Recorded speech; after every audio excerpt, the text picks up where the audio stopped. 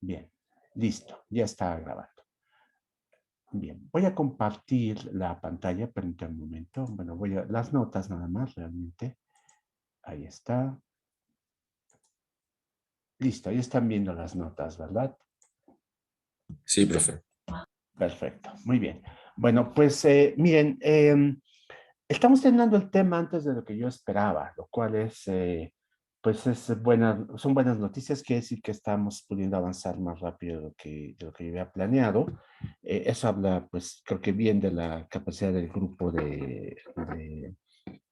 pues, adaptarse. Hay alguien que me hizo preguntas, perdón, déjenme ver si son de esta clase o de la otra. Acabo de ver el mensaje hace un minuto, entonces voy a revisar eso, permítanme un momento.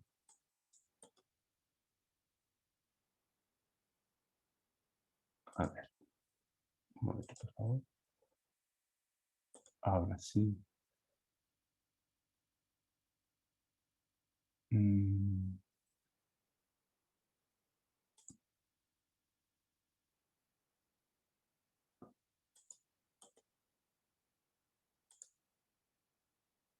no, no estoy pudiendo ver el mensaje.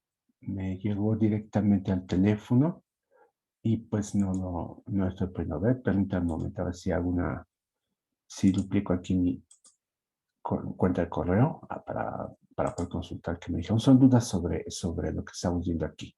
Aquí está. Mm, sí, Paola Vargas, no sé si esté presente.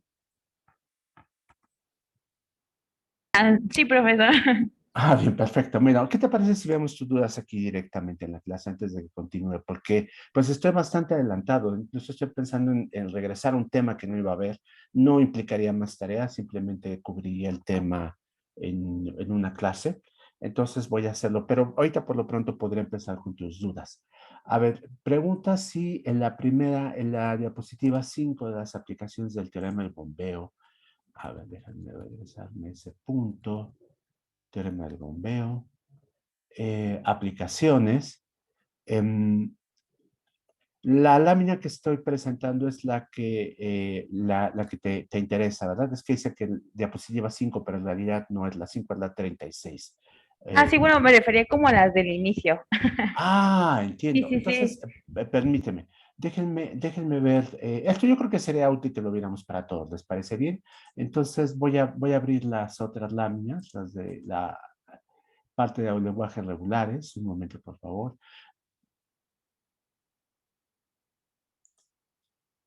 Aquí está. Y me parece que tampoco debe ser la lámina 5 ahí,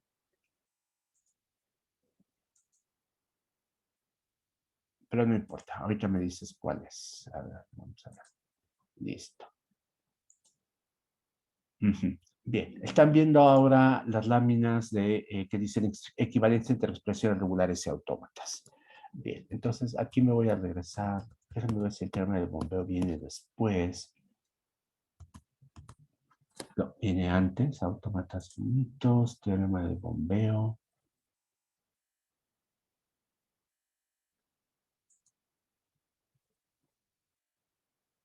Mm, a ver.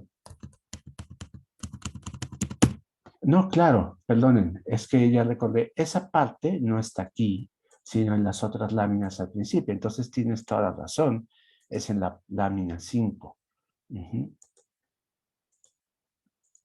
Aquí está, entonces, limitaciones, lenguaje, teorema del bombeo. Lámina 5, aquí está. Preguntas, la cadena elevada a una potencia de 2 a la n, bueno, a una potencia de 2.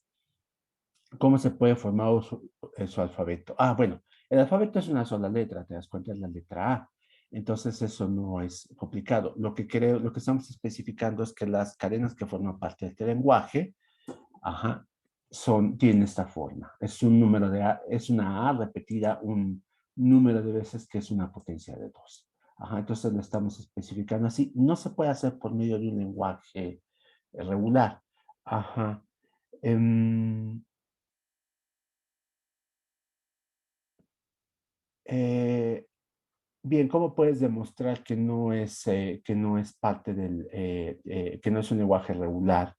A ver, estoy viendo que aquí estás diciendo, ¿qué pasa si tengo el lenguaje? A ver, lo que pregunta su compañera es que propone dar un alfabeto distinto a B y piensa en cadenas que que están formadas por caracteres A, B y que la única peculiaridad que tienen es que tienen como longitud también 2 a la N. Ajá. Eh, yo creo que no hace una diferencia real si tomas un alfabeto de un solo símbolo o si tomas dos, Paula. El resultado debe ser el mismo. El punto principal es que aquí lo estoy usando, me parece que con el tema del bombeo se puede hacer también con Imagine Road, pero la principal es que si tú segmentas la cadena y tomas aquí este segmento Z que vas a repetir y veces, como este segmento, a la hora de repetirlo y veces, lo puedes multiplicar por un número impar y eso no hay forma de que te dé una potencia de 2, ¿te das cuenta? Suponiendo que ZI fuera la cadena completa, entonces multiplicado por un número impar no te va a dar una potencia de 2. Suponiendo que fuera una subcadena que a la hora de sumar su longitud con la longitud del resto de la cadena tuviese una potencia de 2, nuevamente al multiplicar esto por un número impar arbitrario, te va a dar por resultado que no vas a hacer siempre una potencia de 2. Entonces eso es lo único que necesitas para hacerlo. El suponer que Z es una cadena que no es epsilon y que estás aumentando, estás multiplicando su longitud por un número impar, o puede ser por un número par que tenga un factor primo que es un número impar y con eso te da esa propiedad que no te puede dar una potencia de 2. No sé si eso aclara tu duda, Paula. Ah, ok, sí, es que tenía la duda de que si había como otro, pues otro carácter como el B, que fuera B elevado a la 2n, eso haría que a fuerza se tuviera que dar como explícitamente la división de las cadenas, ¿no? De X, Y, Z, o si se podía seguir manejando como general, como lo puso usted ahí. Ajá, sí, que es un ejemplo muy parecido al de A a la N, B a la N, en ese sentido, lo que tú estás diciendo, porque A a la N, B a la N, estamos aprovechando que hay una forma de duplicar el número de apariciones de A y B que mantendría la paridad, pero no mantendríamos el orden de primero las A y primero las B. Supongo que es por esa razón que lo preguntas, ¿no? Pensabas que si había una forma de hacerlo que nos llevara a esa misma contradicción. No es necesario. Ajá, no es necesario. Aquí el punto principal es que a la hora de multiplicar z por la longitud de z por un número impar te va a dar algo que no es una potencia de 2. Entonces no nos importa la estructura interna de la cadena. Uh-huh. De todas maneras, como tú lo tienes, tendrías tal y como expresaste en tu pregunta, tendrías cadenas que serían repeticiones de AB, AB, AB. Y entonces te das cuenta que ahí todo el tiempo estaremos mezclando el orden de las A's y las B's. Entonces no se aplicaría el argumento, pero sí, ahora ya veo tu punto. Uh-huh. No sé si queda claro por qué ese argumento es innecesario. Sí, ya queda más claro, profesor. Bien, perfecto. Luego me preguntas en la diapositiva 31, esto es, me parece que la forma normal de Greibach, en un momento, formas normales, diapositiva 31. Ahí está en pantalla la diapositiva 31. Ajá, y me preguntas, bueno, ¿qué les parece si presento completa la pregunta de Paola para que, no te importa que lo leamos, ¿no, Paola? Ah, sí, no pasa nada.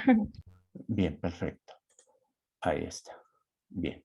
Ahora están viendo toda mi pantalla. Ujú. Y voy a tratar de ampliar el mensaje de Paola para que sea más legible. Ahí está directamente entonces el mensaje de Paola en Gmail. La pregunta 2 dice, eh, ¿se puede, ¿se puede ver la regla de producción A se convierte en paréntesis que abre? Eh, dices que no se está llamando, no la manda a llamar nadie, ¿verdad? Ajá, Eh, sí, sí, eso haría es que una, se quitaría es, o se tiene que dejar, aunque no se ocupe, por decirlo así. hiciste una observación muy buena. No, fíjate que no, que esa regla es innecesaria. O sea, si la dejamos, la gramática sigue teniendo forma normal de Greibach, no habría ningún problema. Pero la regla es innecesaria, tienes toda la razón. No, no hace falta porque es inalcanzable desde S. Ajá, y pues por lo tanto no nos va a producir nada. Entonces, si es innecesaria, supongo que lo que ocurrió es que cuando hice limpieza de reglas, no caí en cuenta que se no llamaba a nadie, y como tiene forma normal de Greibach, pues no nos afecta, ¿no? Pero tienes razón, podríamos eliminarla. Ujú. Gracias por apuntarlo.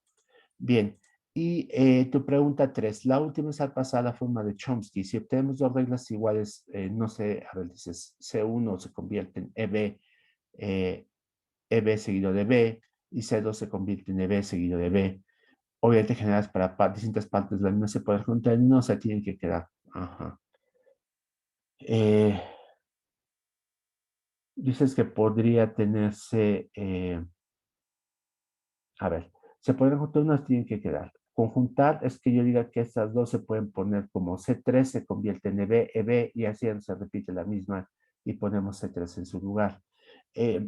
Aquí fíjate que no entiendo tu punto. O sea, tú podrás tener dos no terminales que van a la misma pareja de terminales. Y eso pues no tiene nada de malo en sí, e incluso podría ser importante que mantuvieras la diferencia, porque, por ejemplo, alguno de esos no terminales podrá ser producto de ciertas reglas, mientras que el otro podrá ser producto de otras reglas. Ajá, y entonces en contextos distintos estarías cambiando cosas diferentes.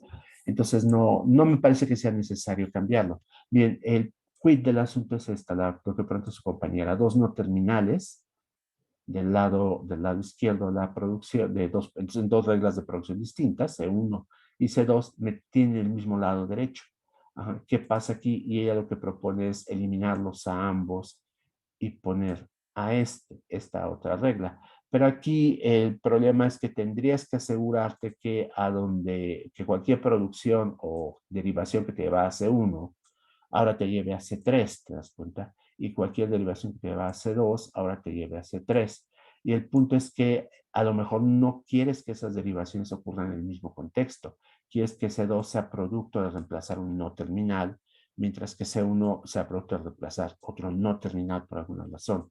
Entonces, no creo que necesariamente en todos los contextos el unificarlas en una sola regla con un nuevo no terminal te dé el resultado esperado. Y además habría que verificar eso que te decía, que pues a donde llegabas a C1 tienes que llevar a C3, y a donde llegabas a C2 ahora tienes que llegar a C3. Entonces no me parece que sea necesario. ¿Cuál era la razón por la cual te parecería que podríamos hacerlo o que deberíamos hacerlo, Paula?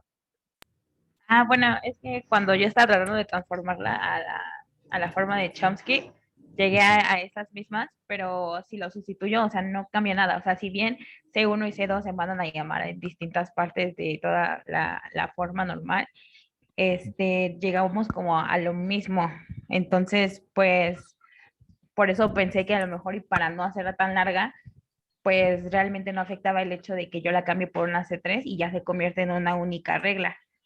Ajá, bien. Mira, podría ser que en el contexto en el que tú lo estás viendo, sí, que en algún ejercicio específico eso sea el caso, pero yo diría que en general no. En general habría que ser cautos con ese tipo de unificaciones, ¿no? Porque lo que tenemos son dos lados izquierdos diferentes. Ajá. Entonces, por esa razón te diría, no me parece buena idea en general. Ahora, puede ser que tú tengas, por ejemplo, para ir una regla de producción aparte que te diga que C1 se convierte en C2 o viceversa, y entonces ahí es perfectamente legítimo eliminarlos porque tienes una regla unitaria que te lleva de un símbolo al otro. Y a lo mejor es la única forma de generar C2, por ejemplo. Entonces ahí podría ser, pero en general yo diría que no tendría por qué ser así, no tendrás por qué unificarlos. Pero sí, si tú quieres hacer en algún caso específico y tienes esa garantía de que vas a recuperar todas las derivaciones que podías hacer antes, entonces adelante, no hay problema. Bien. Bueno, por lo pronto, para todos los demás, me quedo con la observación 2, que en la diapositiva 31, la regla A se convierte en paréntesis que abre, es superflua. Bien. Bueno, entonces, si no hay más, déjenme regresar a las láminas otra vez. Creo que estaban haciendo una Calma. pregunta en el chat, profesor. Ah, bien, perdonen, es que cuando estoy presentando no tengo acceso al chat. Ahora sí. ¿Por qué no son potencias de 2? Ajá. Bueno, fíjate que, suponte, vamos a poner un ejemplo concreto, que tú tienes una cadena así, A repetido 8 veces. Y resulta que en esa cadena Z es, digamos, 6. Ajá. Entonces, si tú multiplicas a 6 por 3, te va a dar 18. Te das cuenta que el resto de la cadena original son dos As, ya sea al principio o al final, donde las quieras poner, para que la suma de todas tuviera dado una potencia de 2.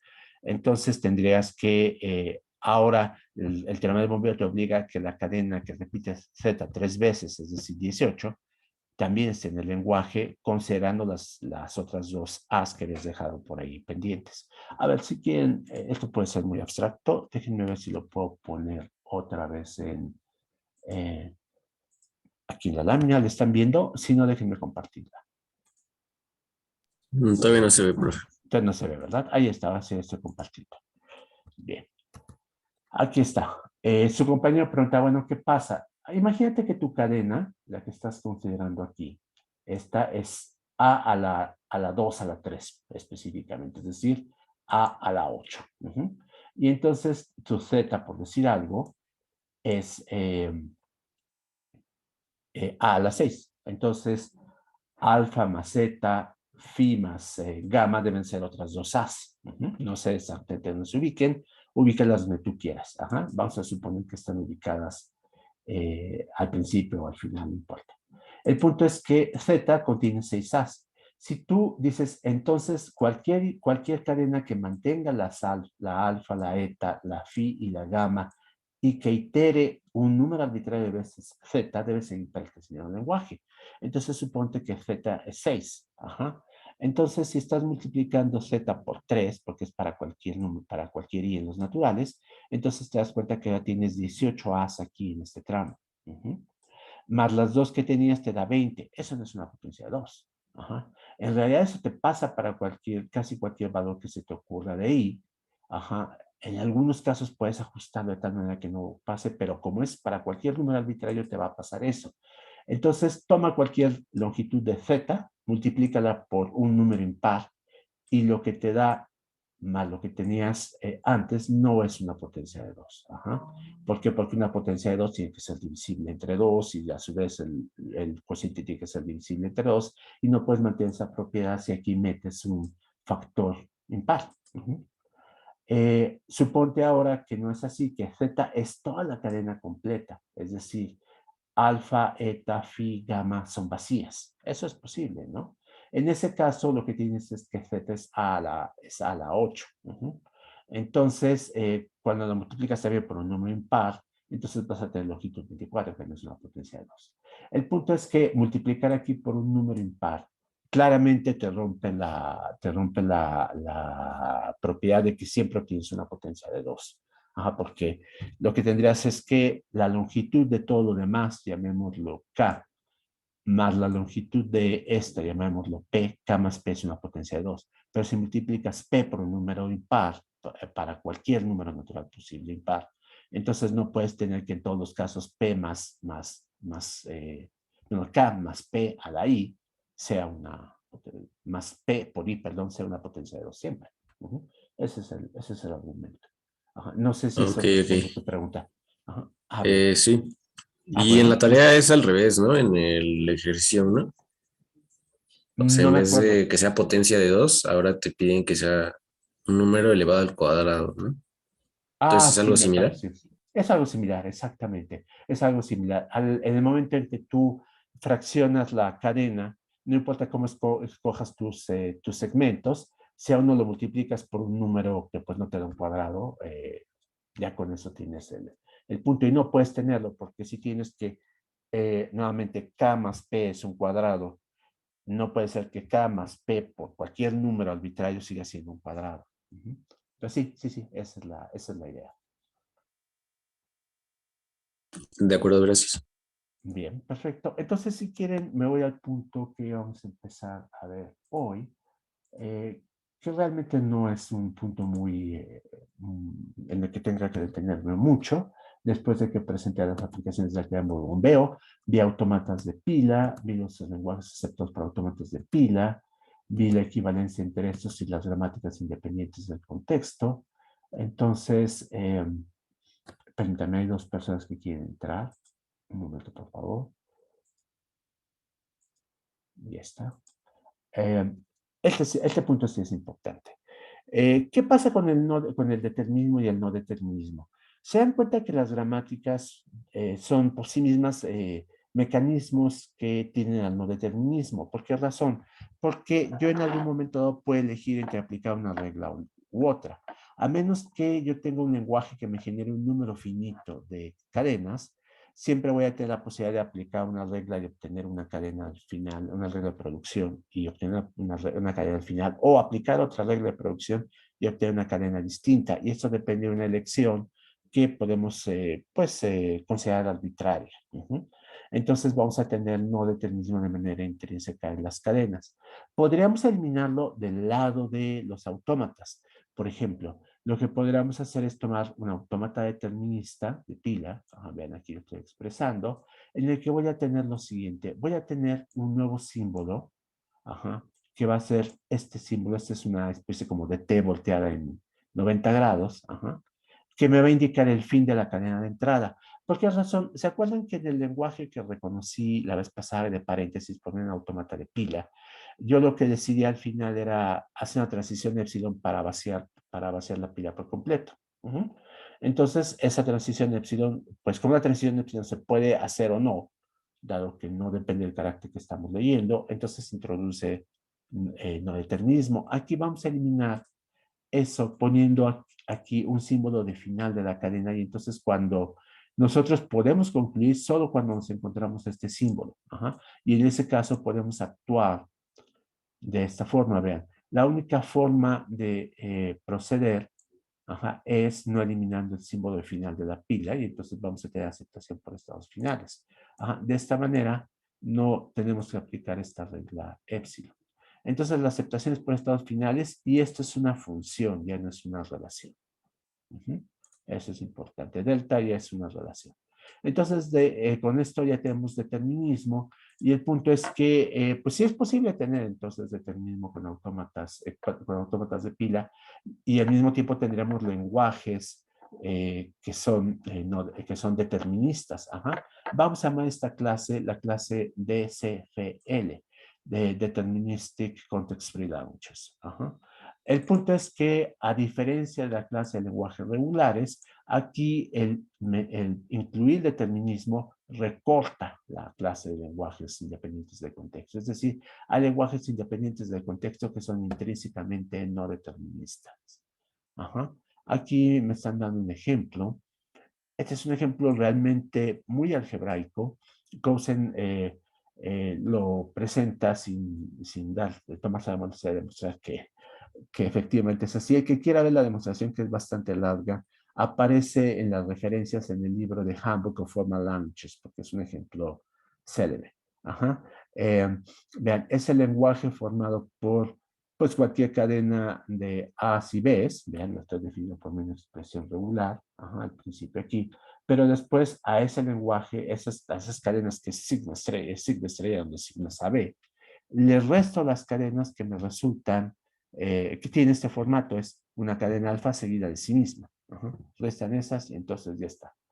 Este lenguaje está en los lenguajes independientes del contexto. La demostración es bastante larga, pero no es determinista. Ese es un ejemplo importante. Es una construcción teórica complicada. Yo no me voy a detener aquí porque en términos de lo que vamos a ver el resto del curso no es tan relevante. Y yo creo que en el futuro tampoco va a ser muy relevante para lo que ustedes van a hacer en compiladores, por ejemplo, ¿no? Que es otra materia que van a llevar más adelante y que está relacionada con esta. Entonces, pero si alguien tiene curiosidad, está el Handbook of Formal Languages, el capítulo dedicado a lenguajes independientes del contexto, se analiza este ejemplo. Bien. Entonces, pues, vean cómo esa es una diferencia importante. El no determinismo es un fenómeno que se comporta de manera muy extraña. porque a veces sí nos da la misma clase, a veces no da la misma clase matemáticamente hablando, pero donde se estudia con más profundidad, que es en la clase de complejidad computacional, pues lo que nos da sobre todo son resultados o preguntas abiertas más que otra cosa. Ya los verán en su clase de complejidad computacional, pero no determinismo lo que nos plantea sobre todo son preguntas abiertas sobre si hay igualdad entre clases que incluyen no determinismo con clases que no lo incluyen. Ajá. La sospecha es que en la mayor parte de esos casos las respuestas no es lo mismo, pero no tenemos una respuesta y parece ser que es bastante difícil conseguirla. Una de las motivaciones más fuertes que tienen las personas es el dinero, eh, y eso abarca a matemáticos y computólogos también. No, yo creo que los que estamos en carreras como esas estamos aquí porque nos gusta el tema, pero si alguien nos ofrece $1.000.000 por hacer lo que estamos haciendo, pues supongo que lo hacemos con más gusto, ¿no? Y hay $1.000.000 para una de las preguntas relacionadas con no determinismo que van a ver en su curso de complejidad computacional, que es si la clase de problemas que se pueden resolver con métodos que toman tiempo polinomial de manera determinista eh, es igual a la clase de problemas que se pueden resolver también en tiempo polinomial, pero con métodos no deterministas. La sospecha es que no son iguales esas clases, pero que no hay una demostración de que no son iguales. También podría que ser que lo fueran, por supuesto, pero no es lo que piensa la mayor parte de la gente. Entonces, eh, pues ese tipo de cosas las vamos a seguir viendo, ¿no? Como el no determinismo introduce ruido a las definiciones. Bien. Ahora, para terminar, no sé si, yo creo que sí me da tiempo de terminar de exponer este algoritmo, pero no sé si me da tiempo de exponer el ejemplo asociado, ese probablemente lo vea el viernes. Y les decía que voy a introducir entonces un nuevo tema, dado que vamos tan rápido. Ajá, que no va a contar para tareas. Entonces, el último tema que tenía contemplado originalmente es el algoritmo de Koke, Kasami y Younger, que es un algoritmo que permite reconocer cadenas de un lenguaje independiente del contexto. Ajá, es un algoritmo bastante eficiente en un sentido. Ajá. Em, yo les doy una cadena arbitraria y les pregunto, ¿esta cadena pertenece a un lenguaje independiente del contexto dado? Y el algoritmo me contesta en tiempo cúbico, sí o no. Entonces, es bastante eficiente si ustedes se dedican a la complejidad computacional, porque es tiempo polinomial. Es bastante ineficiente si están construyendo compiladores, porque, pues imagínense que están construyendo compiladores de un programa que tiene 1.000 líneas de código. Entonces, el tiempo cúbico con respecto a 1.000 líneas es 1.000 millones, ¿no? De operaciones, lo cual es, pues tiene que ser bastante inaceptable. No se preocupen, en compiladores van a estudiar algoritmos que son todavía más eficientes, aunque a costa de reducir el tipo de lenguajes con los que van a trabajar. Es decir, ponen restricciones a los lenguajes independientes del contexto y gracias a esas restricciones el reconocimiento se vuelve cuasi lineal. Entonces son más eficientes. Sin embargo, este no es un curso de compiladores, estamos preocupados por la clase completa de los lenguajes independientes del contexto, y entonces saber si esta clase es decidible es importante. La respuesta es que la pregunta si una cadena específica corresponde a un lenguaje independiente del contexto específico ¿se puede hacer o no se puede hacer? La respuesta es sí se puede hacer, aquí está este algoritmo, y lo hace razonablemente, de manera razonablemente eficiente, tiempo cúbico. Bien, ¿cómo funciona el algoritmo? Bueno, vamos a partir del lenguaje independiente del contexto y voy a tomar una gramática para este lenguaje independiente del contexto que tiene forma normal de Chomsky. Ajá. Bien, ahora me van a decir, bueno, pero esa gramática no te cubre epsilon. Y yo digo, bueno, claro, si quieres reconocer epsilon, epsilon lo reconoces a primera vista, ¿no? Así de simple. Lo que pasa es que tu algoritmo lo que hace es preguntarse primero, ¿la cadena es epsilon? Y si es epsilon, dice, pues sí, es parte del lenguaje. Y si no es epsilon, aplica el procedimiento que voy a ver a continuación. Bien. Bueno, aquí tenemos entonces una cadena arbitraria y vamos a suponer que esta cadena tiene longitud n. Ajá. Entonces lo que voy a hacer es segmentar la cadena y para referirme a los segmentos de esta cadena voy a utilizar la siguiente notación. Vean, la cadena cuando se tiene longitud n y entonces tomo dos índices i y j que están acotados por n por un lado y por 0 por el otro. Ajá. Y entonces voy a referirme a alfa sub i sub j como la cadena la subcadena de alfa, el segmento de alfa que va de la posición I más 1 a la posición J. ¿Por qué I más 1? Porque pues mis índices empiezan en 0, la posición 0 es todavía no estoy en la cadena. Ajá, entonces, al ponerlo aquí en I más 1, estoy apuntando al menos al primer carácter de la cadena. Entonces, ahí está. A y sub J implica la cadena que va a las posiciones I más 1 a la posición J. Y lo que voy a hacer es lo siguiente. Voy a pensar en qué no terminales me generaron esta cadena. Me va a decir, ¿eso es posible? Y va a decir, sí, claro, porque acuérdate que esta es forma normal de Chomsky. Entonces tenemos no terminales que me generan cada uno de los terminales de manera específica. ¿Se acuerdan que eso es una de las propiedades de la forma normal de Chomsky en el algoritmo que vimos? Tenemos que un no terminal genera un terminal. Ajá. Y hay otras reglas que me generan pares de no terminales, por supuesto, pero no son las que me interesan. Las que me interesan ahora son estas. Bien. Ahora, el algoritmo lo que va a hacer es calcular todos estos valores de I, J, pero cuando tenemos primero segmentos de tamaño 1, después segmentos de tamaño 2, después segmentos de tamaño 3, y lo que va a hacer es hacer esta generación de manera inductiva, y en particular lo que va a hacer es que los no terminales que me generan el segmento que va de 0 a n, que si lo se dan cuenta el segmento que va de 0 a n es la cadena alfa completa, si esos no terminales incluyen a epsilon, eso quiere decir que es posible hacer una derivación a partir del símbolo inicial que me produce la cadena alfa.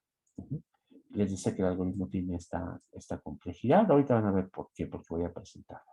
Y el número donde n pues es la longitud de la cadena, ya lo vimos, y p es el número de producciones en G. Es importante que tomemos en cuenta aquí p, porque p puede ser un número de producciones muy grande, y entonces pues nos da un número de pasos muy, muy grande también. Y si son pocas producciones, en realidad pues no influye mucho, pero no es una constante. Por esa razón es que no lo estoy sacando.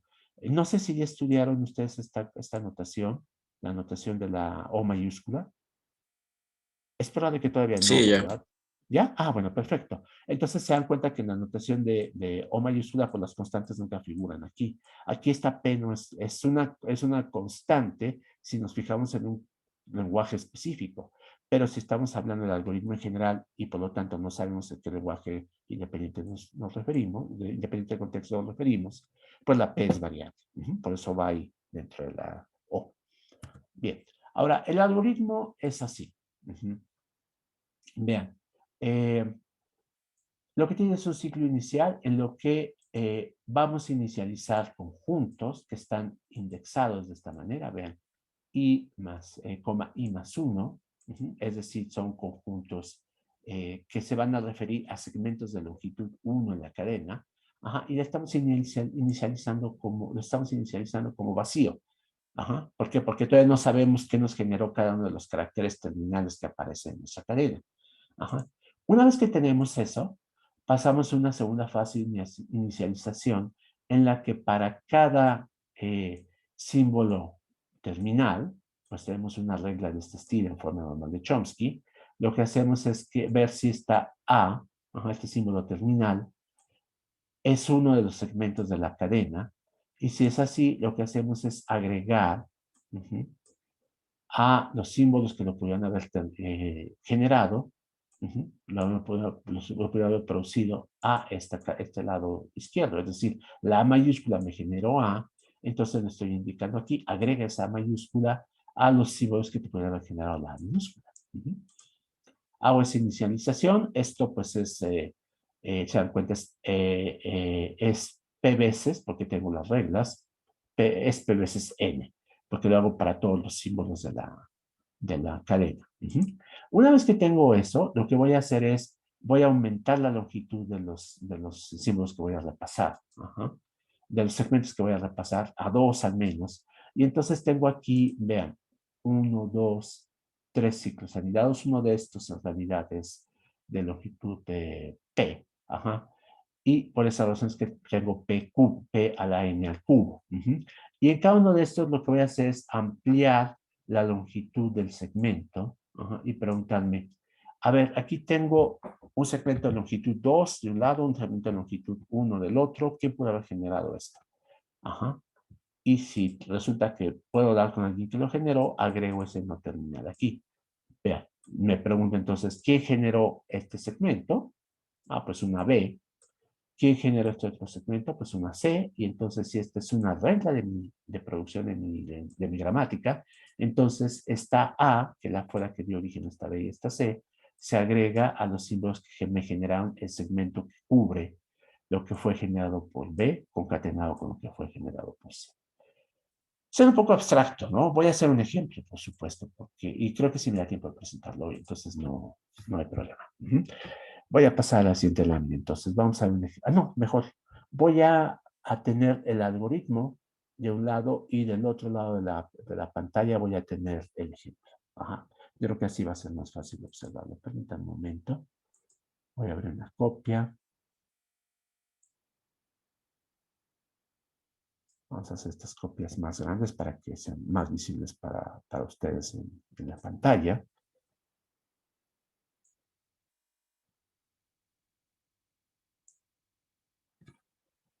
Ahí está. Y déjenme compartir ambas porque ahorita tengo nada más, perdón, una sola copia.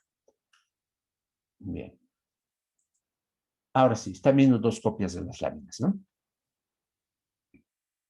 Bien, déjenme bajar esto. Ahora sí. Bien, perfecto. Mi ejemplo va a ser el lenguaje palindromas. Recuerden que ya habíamos visto este lenguaje, pero para los que no se acuerdan, aquí estoy diciendo página 23, entonces vamos a regresar rápidamente a la página 23. Ahí está, página 23. Este es el lenguaje de palindromas, ¿no? Hasta aquí abajo. Tenemos que, vean, el lenguaje de palindromas, estoy tomando una forma normal de Chomsky además. Lo que hace es darme pares A mayúscula, B mayúscula, B mayúscula, B mayúscula, A mayúscula, C mayúscula o B, D mayúscula. C lo que hace es permitirme construir expresiones anidadas, voy agregando, haciendo que el palíndroma crezca a longitud. D hace lo mismo, nada más que ahora va a hacerlo con Bs, y A mayúscula se convierte en A minúscula y B mayúscula se convierte en B minúscula. Ajá, entonces, ese es el lenguaje de palindromas con una gramática en forma normal de Chomsky. Entonces, ya que tenemos esto, regreso al algoritmo de reconocimiento. Entonces, ya tenemos un lenguaje. Ahora, lo que voy a hacer es lo siguiente. Vean, voy a tomar la cadena ABA. Esta cadena es un palíndromo muy práctico. Nada que ver con el grupo del mismo nombre. Mucha gente me ha preguntado que si soy fan del grupo, ¿por qué utilizo este ejemplo? No, de hecho está entre mis pesadillas. Asistí a un congreso, un concierto de ABBA. Ajá. Pero bueno, si a ustedes les gusta, adelante. Toda mi familia les gusta, yo soy la excepción en mi familia. Entonces aquí tenemos ABBA y vamos a ver si esta cadena efectivamente fue generada por el lenguaje de palindromas. Intuitivamente sí, ¿no? Digo, es un palindroma, entonces debe haber sido generada por esa gramática, pero vamos a demostrarlo utilizando el algoritmo. Entonces, vean, la primera parte es decir, a ver, ¿qué tienes en los segmentos, en estos conjuntos que van del carácter 1 al carácter 1? Acuérdense que empezamos a contar en I más 1, esta es la I, entonces sería 0 más 1, 1. Aquí 1 más 1 es 2, entonces son los segmentos que tienen longitud 1. El segmento alfa 01, 1, alfa sub 01 es la A, el segmento alfa sub 1, 2 es la B, el segmento alfa sub 2, 3 es la otra B, y el segmento alfa sub 3, 4 es la otra A. Y entonces estos conjuntos originalmente eran vacíos, pero en esta parte, en este ciclo, lo que hago es considerar qué cadenas, qué no terminales me puede haber generado. Resulta que en mi gramática la A mayúscula se convierte en A minúscula, recuerden, y la B mayúscula se convierte en B minúscula. Entonces, como esta A se va a convertir en esta A minúscula, pues aquí pongo la A, y no hay ninguna otra regla que me da minúscula, entonces se queda es un conjunto singular. Y la B se convierte, es generada por esta B mayúscula, y entonces pues pongo aquí la B. Y lo mismo pasa en los otros casos, ¿sí? Entonces se vio cómo armé primero los conjuntos que corresponden a segmentos de longitud 1. Y eso lo hice en este ciclo.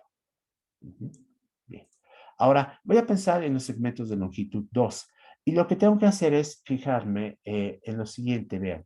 Los segmentos de longitud 2, pues corresponderían, por ejemplo, 0,2 serían estos dos primeros caracteres. Se dan cuenta, AB. Y entonces el primer carácter, la primera A, la generé con este, ¿se dan cuenta? Y la B la generé con este. Entonces tengo A, B. Y me pregunto si en mi gramática hay una regla, es lo que estoy haciendo aquí. En mi gramática hay una regla que tenga del lado derecho el par A, B. Eso corresponde a esta pregunta. Aquí en lugar de B tengo A y en lugar de C tengo B. Entonces me pregunto, ¿hay un no terminal en las reglas de producción que me dé AB en mi gramática? Me regreso rápidamente a la página 23 para que pues salgamos de dudas. Ahí está.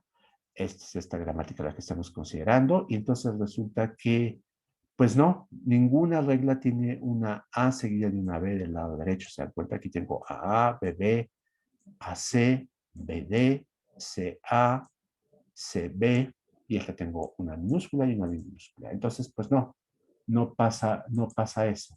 Entonces, eso quiere decir que este conjunto tiene que ser vacío, porque no hay nada que me genere su lado derecho y su lado izquierdo.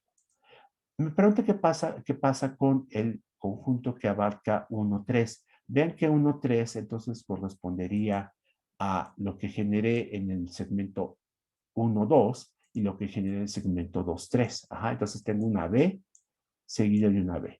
Digo, no voy a regresarme a la gramática otra vez, nada más les recuerdo que a lo mejor lo veo muy rápido, pero pueden revisarla ustedes probablemente en su pantalla. Hay una regla que me dice S se convierte en B, B.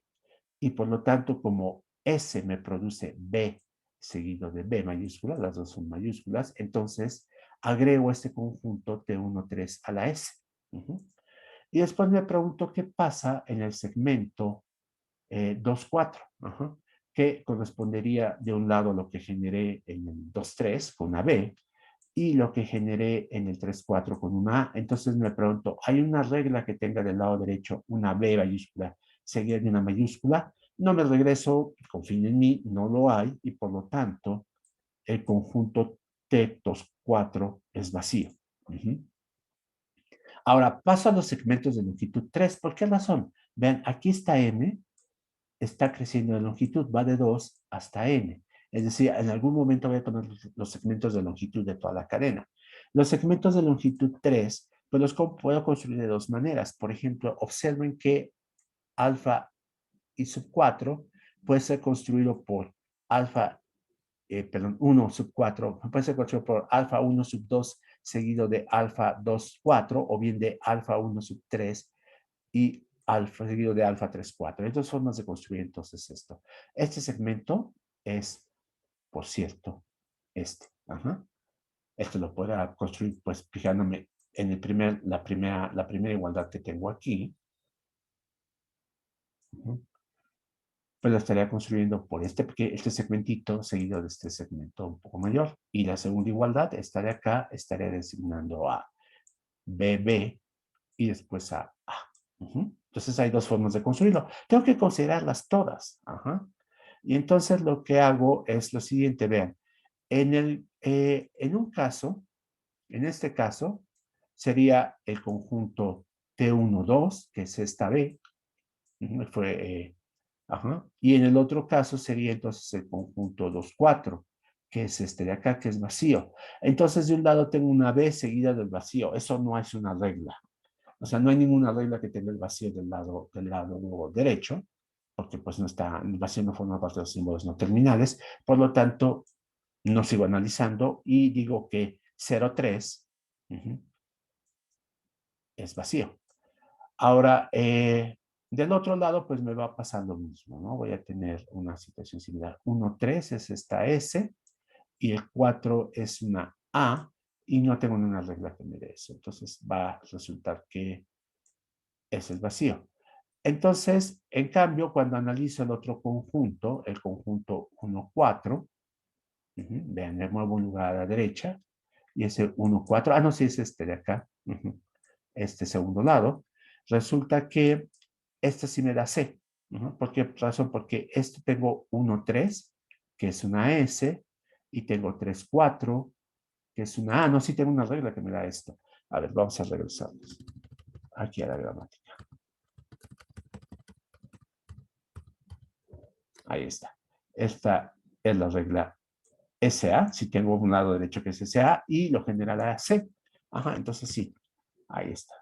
Si hay algo que lo genera, disculpe. Y eso es entonces C. Entonces ya tengo que en T1, 4, pues tengo la C me genera el lado derecho SA. Y pues por último hago el análisis de la cadena completa, 0, 4. Vean cómo aquí pues también tengo que considerar todas las combinaciones y hay más formas de hacerlo. Ajá. Pero el punto es que después de analizar todas, les hago los cálculos concretos, sería 0, de 0, 1 a 1, 4, etcétera, etcétera, etcétera. En particular, la segmentación tomando 0, 1, es decir, la A seguido de 1, 4 es B, B, B, A, nos va a dar una A de un lado, una C del otro, y resulta que entonces, eso sí, es al lado derecho una regla, la regla que me dice que S me produce AC, y por lo tanto, ese sí forma parte de los caracteres, de los símbolos no terminales que me generan la cadena completa. Como S está ahí, podrá haber otros símbolos, pero no me importa. Lo importante es que esté S. Mi respuesta es, mira, entonces esta cadena sí pertenece al lenguaje. Y por lo tanto acepto. Tengo aquí un ejemplo negativo y con esto termino. BBA. Construyo los distintos conjuntos aplicando las reglas que vi antes. Pueden analizarlos con calma y yo los invitaría a que lo hicieran y me hicieran preguntas la próxima clase. Pero el caso es que después de hacer este análisis me quedo que en los segmentos iniciales tengo B mayúscula, B mayúscula A. Esto es muy fácil. En este segmento tengo S, que va de 0 a 2, y tengo vacío de 1 a 3.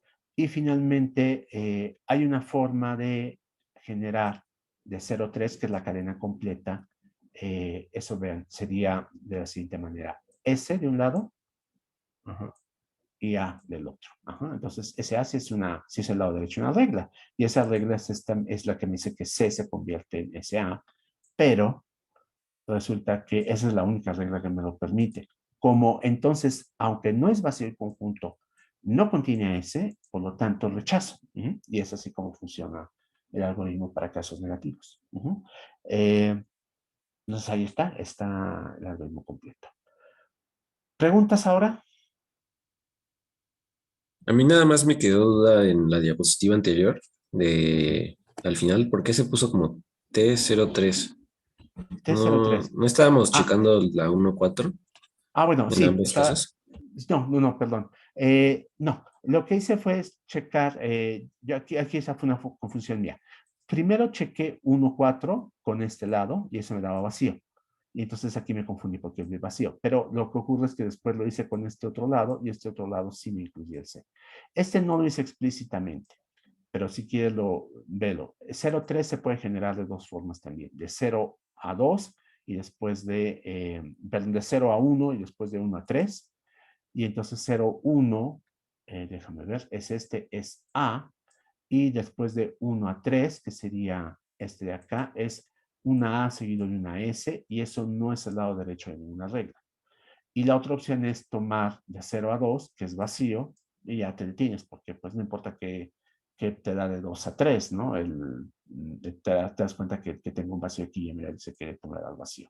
Entonces, esa fue una confusión que yo induje al saltarme ese paso. No sé si eso Ah, te ok, puede ok. preguntar. Sí, de acuerdo, gracias. Perfecto, bien. ¿Alguna otra pregunta? ¿No? Bien, pues muchas gracias. Entonces voy a detener primero la pantalla, detengo la grabación.